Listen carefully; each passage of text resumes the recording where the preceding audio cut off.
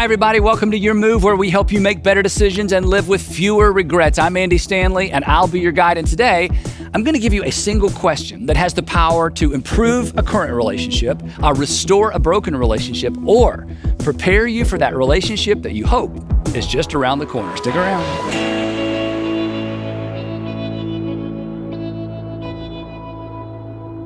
So today we're wrapping up our series, Better Decisions, Fewer Regrets. And the big idea in this series is the often overlooked relationship between good questions and good decisions. Good questions actually set us up to make good decisions. And I'm convinced that if you've been following along in this series, that you're convinced as well, that if you will ask, answer honestly, and act on your answer to the 5 questions we're talking about in this series, you will make better decisions, and consequently, you will live with fewer regrets. Your life will be better, and the people who look to you and depend on you, their lives will be better as well, because we aren't the only people impacted by our decisions, right? And we're not the only people impacted by our regrets either. Quick review. The first question we explored was the integrity question. The integrity question. Am I being honest with myself? Am I being honest with myself? Really? You will never get to be where you want to be until you are honest about where you currently are. Second question was the legacy question. The legacy question is, what story do I want to tell? When the decision that you're in the process of making right now, relational, financial, academic, professional, when the decision you're in the process of making right now, when it's nothing more than a story you tell, what story do you want to tell? Make it a story you're proud to tell. And you decide your story one decision at a time, because as far as it's up to you, you write the story of your life one decision at a time. I want you to write or decide a great story. Our third question was the conscience question. Is there a tension that deserves my attention? Is there a tension that deserves my attention? You're considering an option and you're thinking about doing something specific. You're about to pull the trigger on the decision and everybody's nodding. Everything looks good on paper, but there's just something about it that doesn't seem right, something that you can't put your finger on. When that happens, pause and pay attention to that tension. Now, last time we were together, we explored the fourth question, the maturity question. And the maturity question is, what is the wise thing to do in light of your past experience, in light of your current circumstances, in light of your future hopes and dreams? What is the wise thing for you to do? And that brings us to our last question. Our fifth question is actually the relationship question. Now, again, if you've been a part of this series, you know by now that most of these questions are a bit terrifying because they are, in fact, so clarifying. And by clarifying, I'm referring to the fact that in most instances, you know the answer to the question even before you finish asking the question, right? And once we know, we can't unknow. And once we know the answer to these questions, we feel accountable. We feel accountable to ourselves, which is good. And honestly, it's a bit terrifying. It actually reminds me of a question my mentor, Reggie Campbell, used to ask me. He used to say this. He'd say, Andy, what do you hope I don't ask you about? Now, that's a terrifying question, right? Andy, what do you hope I don't ask you about? So I would dodge this question and I would say this, well, you can't ask that question, Reggie. You got to dig around a little bit. That's cheating. You got to discover that for yourself. And he would laugh and then he would repeat the question. Andy, what do you hope I don't ask you about? So our fifth and our final question is perhaps the most clarifying question of all. But honestly, in some ways, it's the most terrifying question of all. So once again, the disclaimer, you don't have to act on your answer, but you owe it to yourself to know the answer to this question. Because what you won't know, what you refuse to know, can hurt you. And in this case, what you refuse to know or acknowledge or admit is going to hurt the people closest to you as well. Again, this is the relationship question, and the benefit of asking this question, this relationship question, it actually extends beyond that special somebody.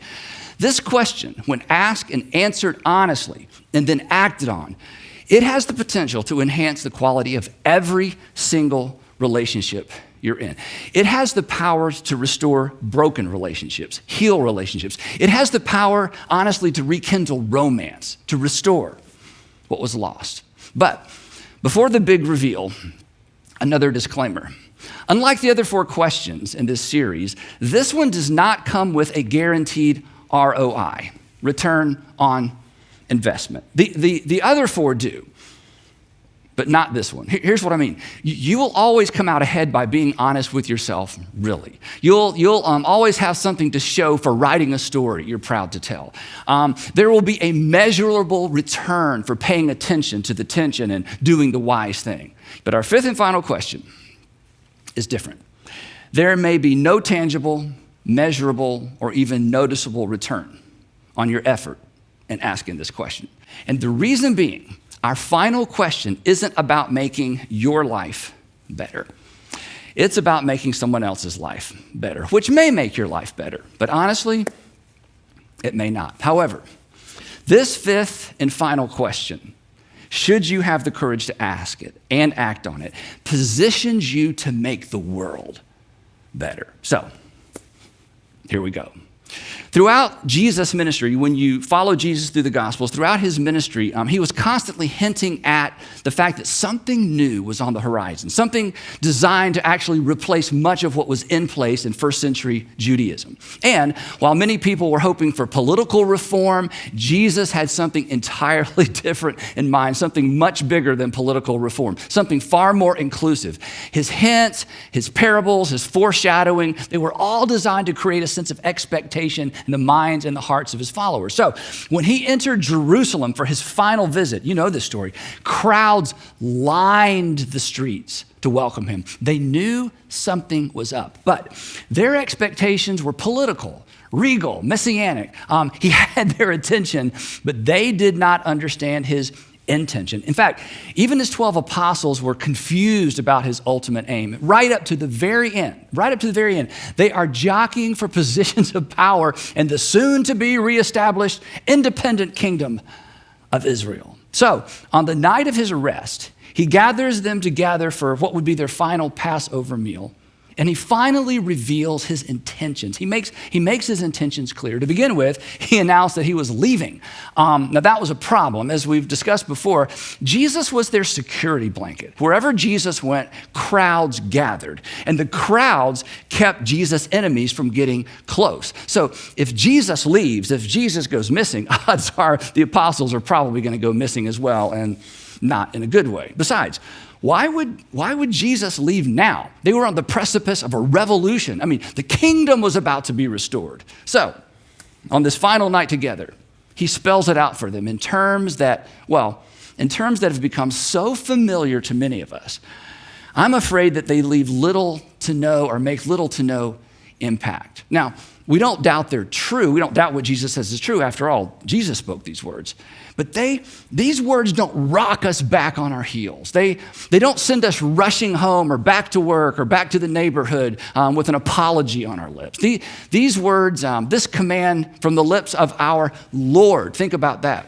They just don't stand guard over our words like they should. They don't stand guard over our responses, our actions, or our attitudes the way they were intended to. In fact, when I read Jesus' words to you in just a moment, you may be tempted to respond with, "Oh, I've heard that before. Oh, that again," which is unfortunate because these words spoken by Jesus to his closest friends, men who would earn the reputation for turning the world upside down, these words explain the event that we cling to when we sin, when we fall short. Isn't this true? When you wonder where you stand with God, in those moments as a Christian, what do you lean into? You lean into the event of Christ's death on the cross as the payment for your sin, right? Jesus died for me, so I have a right standing with God. But his death on the afternoon after he spoke these words was actually an illustration of these words and a reminder of how central these words are to our experience as Jesus followers. They represent, in a way, the epicenter of the Christian faith. These words are really what the kingdom of God looks like on earth. And here's the thing, and I understand this, we want deeper. And Paul would respond to that "we want deeper" request like this: you want deeper? You want deeper because you've never witnessed a man being flogged to the point to where he wants to die, but can't because the soldier inflicting the pain knows exactly when to stop. Not out of mercy, but because the goal was to inflict as much pain as possible. Death would be merciful, but out of a desire to cause as much suffering as possible, they would stop. When we think there's got to be more, it's because we've never witnessed a crucifixion. We've never seen someone choose days ahead of time to lay down their life for an enemy. There is nothing deeper. There is nothing more profound. There is nothing more contrary to fallen human nature. There's nothing with more potential to change everything than Jesus' instructions to his followers the night of his arrest. His words represent a paradigm shift of, it's no exaggeration to say, of epic proportion. They would turn the world upside down because they established a kingdom that looked upside down to the world. And what began as a harmless threat to the empire, a harmless threat to the temple, a Nazarene sect, a cult, would eventually engulf the empire. And his words to his disciples during that last Passover meal, they serve as the context. They serve as the fuel, the match for our fifth and final question. Here's what he said. And I wish for a moment you could hear them as if you're hearing them for the very first time. Allow these words to set you back on your heels, to leave you scrambling for your slice of the conflict pie in your relationships. I hope they will compel you to forgive, to be kind, to loan your strength, to tame your tongue, to adjust your pace, to open your wallet, to reshuffle your values. Here's what he said. A new command I give you. And of course, they didn't need any new commands. They had plenty. Besides, earlier, Jesus had just reduced the entire list to two: love God and love your neighbor. Those are the two we know, right? So why do we need a third? And besides that, why was he talking about commands? They needed to make plans. I mean, and what gave Jesus the right to add any new commands? Only God had the authority to add commands. Exactly, right? As it turned out, Jesus wasn't adding a command to an existing list of commands. He was doing something far more radical. He was replacing the existing commandments, all of them. And one reason that this new command doesn't have its desired effect on many of us is because we were raised to believe that his new command was simply another command to be added to the Big 10 or the Big 600 plus. But it wasn't. Jesus had come to replace much of what was in place. A new command I give you: love one another, which wasn't really actually new. But then, as we've said before, Jesus wasn't actually through. And he wasn't commanding them, and he wasn't commanding me, and he wasn't commanding you to feel something. He was commanding us to do something. And what came next? Well, what came next was unthinkable. But what came next changed the world. What came next trumped the golden rule. What came next trumped love God and love your neighbor. As I have loved you, so you must love one another. This was so disturbing. In this moment, Jesus establishes himself as the standard for love. The standard against which we are to measure and evaluate our behavior if we're Jesus followers. You've heard it said, believing is all that matters. If you were raised in certain kinds of churches, it's all about believing. Jesus would say to you, if you're going to participate in my kingdom, loving as I have loved is what matters most. Doing for others what one hoped others would do for them in return, that was so last century. That was so old covenant. Jesus tells his followers on the night of his arrest to do unto others as he had done unto them. And as Jesus looked around the table that night, he could have added, and gentlemen, if you think you've seen me love, you haven't seen anything yet. Because tomorrow, covered in my own blood, I'll put on a demonstration of love that will take your breath away. But more important, it's going to take your sin away. And it's going to take your excuses away not to love the way I have loved you. Tomorrow, I'm going to give my life away for you and for my enemies.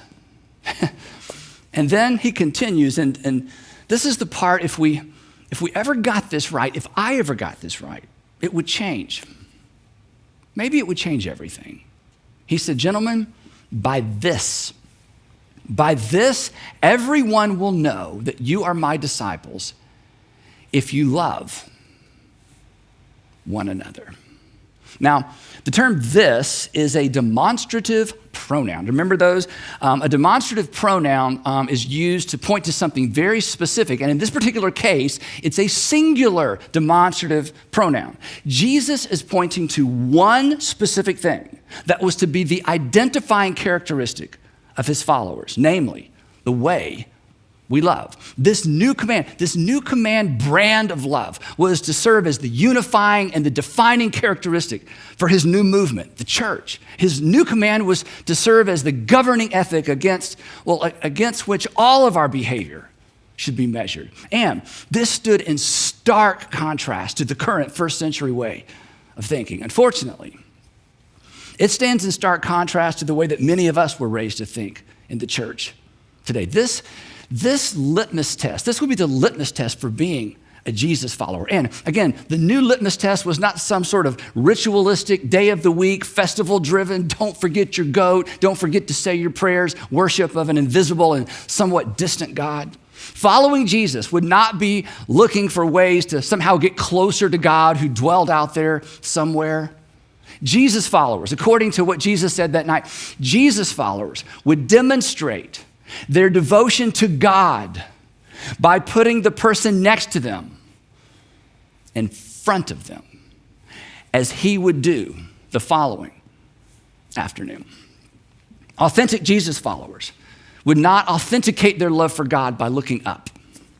They would authenticate their devotion to God by looking around, by loving the people around them. Why? Why should his disciples obey this command to love?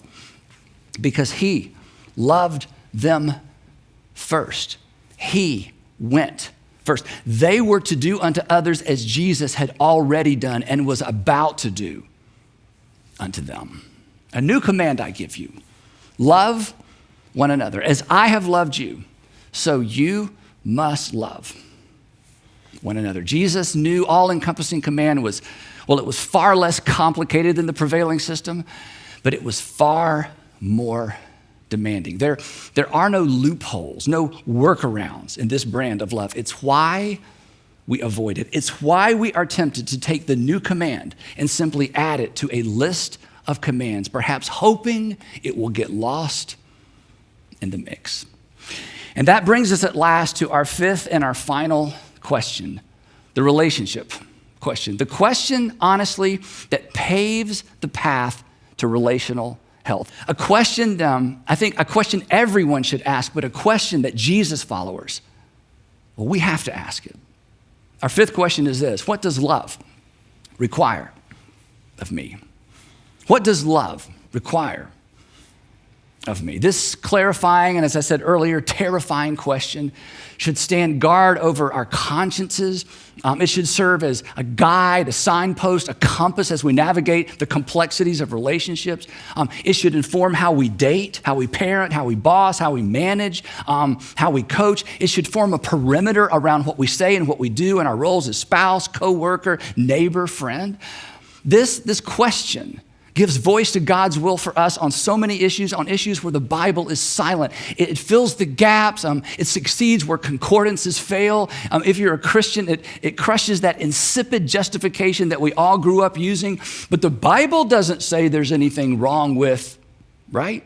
This question closes all those loopholes. In fact, it exposes our hypocrisy. It stands as judge and jury. It's so simple, but it is so inescapably demanding, and it intersects with every imaginable relational scenario. I mean, we're all tempted to ask or wonder sometimes relationally, how little can I get by with, right? The very thing we don't want the person on the other side of us to consider. This question calls us to account. So, relationally speaking, when you're not sure of what to say or do, simply ask, what does love require of you? When unsure of what to say or do, ask, what does love require of you? And then, do unto others as your heavenly Father through Christ has done unto you. He did what was best for us. We are in turn to do what's best for others. We are to love as we have been loved. And when we fall short, we're to own it quickly. We're to own it before anyone even has to bring it to our attention. And if that sounds like too much to ask, congratulations, then now you know that you understand exactly what Jesus is asking of us. If there's something in you that's like, I just don't know if I can live up to that, then you understand what he's calling us to. Now, I imagine that you're smart enough and emotionally dialed in enough to know what love requires of you most of the time, even if we don't want to admit it, right? But just in case, if love one another is not specific enough, the New Testament is actually full of real-world applications of what Jesus' new command brand of love looks like. In fact, the authors of the New Testament did not add to Jesus' new command. This is an area where it gets confusing really quickly. They didn't come along and add to Jesus' new command. They simply explained what it looks like. They tell us how to apply it. And the Apostle Paul provides us with, I think, the clearest applications. In his letter to Christians living in the Roman province of Galatia, we mentioned earlier, he insists, he says this, when it comes to relationships, God will always nudge you. The Spirit of God will always nudge you in the direction of kindness, goodness, gentleness, faithfulness, and self-control.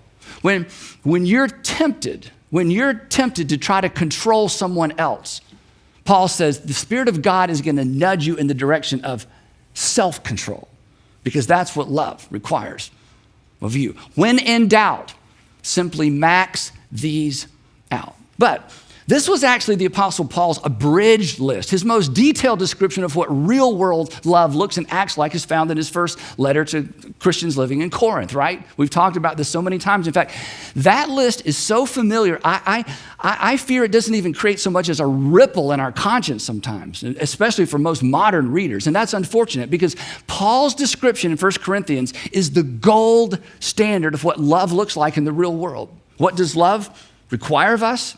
You know this. He says, well, it's patient. It's kind. This brand of love doesn't envy. It doesn't boast. It's not proud. It does not dishonor others. Love never treats another person dishonorably, disgracefully, indecently. Again, love never treats another person dishonorably, disgracefully, or indecently, because Jesus never treated another person, including you, dishonorably, disgracefully, or indecently. What if we just got that right? Love, he goes on, he says, love doesn't create regret. It's not self-seeking. It's not easily angered. It doesn't keep score. Love forgives and pretends to forget. That's what love requires. Love doesn't delight in evil, but it rejoices with what's true. It always protects. In other words, love never smuggles something harmful into the relationship. Just the opposite. Love keeps harmful things out. Love doesn't seek to win arguments. Love works to protect the relationship. Love chooses to trust. He finishes up this powerful piece of literature. He says, love always hopes, and it always preserves, it always protects. That's what love requires of us. That's why our fifth question is not for the faint of heart. But before you decide to remove it from the list of questions to ask whenever you're making a decision, I want you to consider this. Isn't that, or aren't these things what you hope for or even expect from the people closest to you? Your spouse, your fiance, your significant other, your kids? Isn't this what you hope for from your friends and your neighbors and the people you work with? I mean, if these are the behaviors or responses we consciously or even subconsciously expect from others, shouldn't they be required of us as well? So, before you react to someone, before you over-respond to someone, before you remind them of their past, before you get out of the car and go into the house to straighten everybody out, before you walk into his or her office, as you're contemplating that invitation, before you decide, ask, what does love require of me? What does love require? I know what I've done in the past. I know what everybody expects. I know what everybody else does. I know what my pattern and my habit has been. I know what they deserve. But what does love require of me? May require you to get up out of your chair in just a few minutes and walk into the kitchen or the bedroom and apologize. It may require you to pick up your phone and rebuild a bridge that you burned down with your unassailable logic and sarcasm. You were right, but being right wasn't what love required. You may need to write a letter or rewrite an email. And no, the other party may not be interested in what love requires of them or what love requires of you, but that's okay, right? There are things, and this may be hard for you to take coming from me, but there are things that I'll never understand. In fact, there are things that Jesus said I'm not exactly sure what to do with in the modern world. But my lack of understanding never impedes my capacity to put others first. As complicated as so many things are, as there's so many things I'll never understand, but when it comes down to this question, as much as I don't know, I almost always know what love requires of me. And if Jesus was correct, apparently, that's enough. If Jesus was correct, that's what it means to be his follower. That's the center. That's the kingdom of God on earth. What does love require of you? So, that's it.